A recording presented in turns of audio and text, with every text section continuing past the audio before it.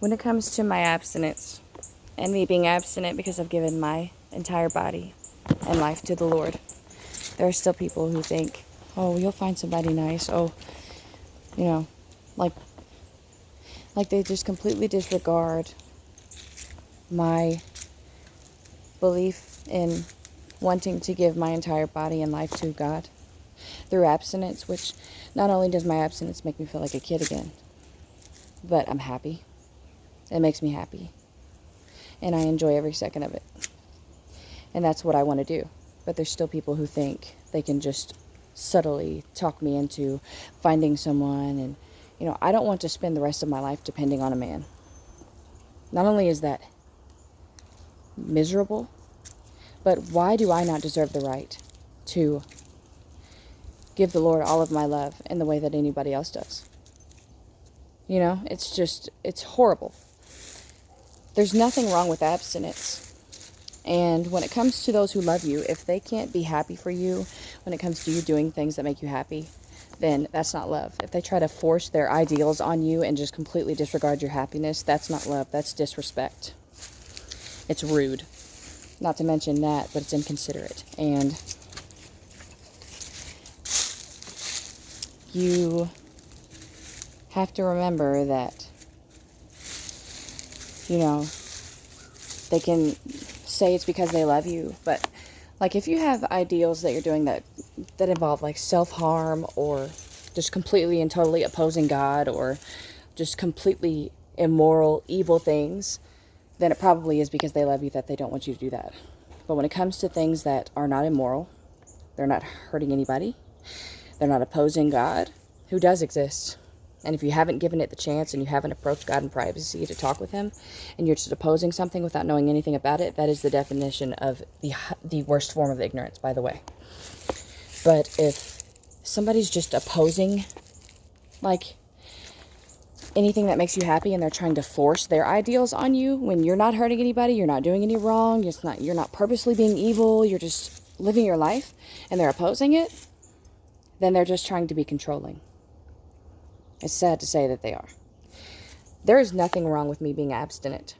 There is nothing wrong with me loving the Lord so much that I don't want to be with a man. I'm sorry, but I can't help that I love God so much. I can't see myself being with a man. Some of us have been betrayed by this world, and apparently some of you have been treated so kindly by this world that not only are you in love with it, but you try to force other people to be so as well, and that's just not the way it works. I'm in love with God, and it's nothing sexual about it. I am abstinent,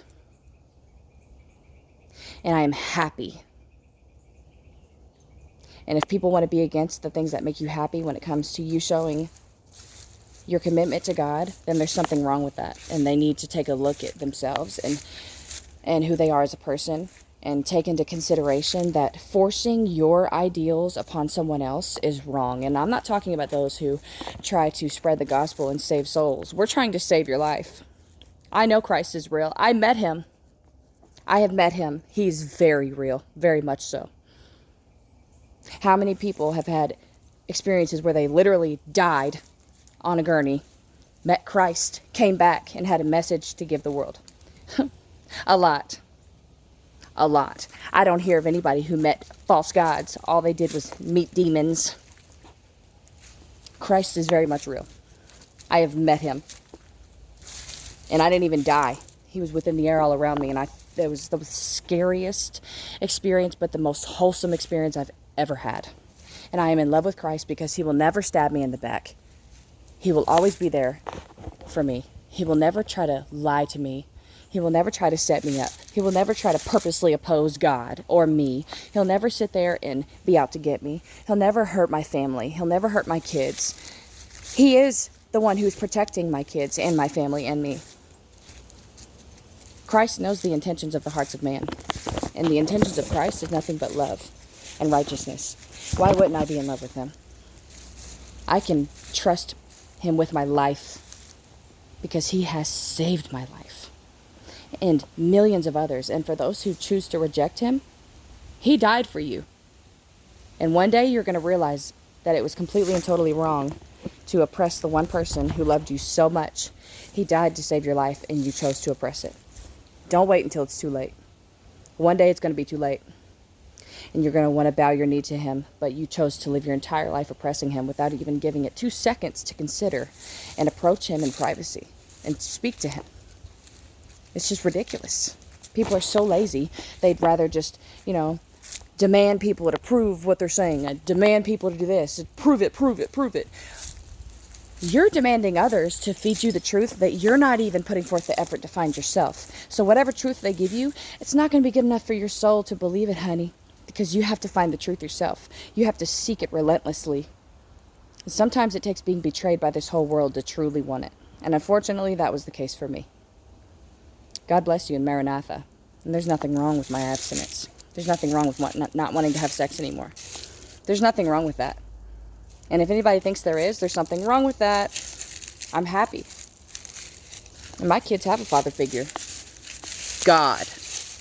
And if people want to oppose that, I understand where you're coming from. But the more somebody puts their trust in God to do things, the more God can move and do things. And my trust is in God wholeheartedly. God bless you all, and Maranatha.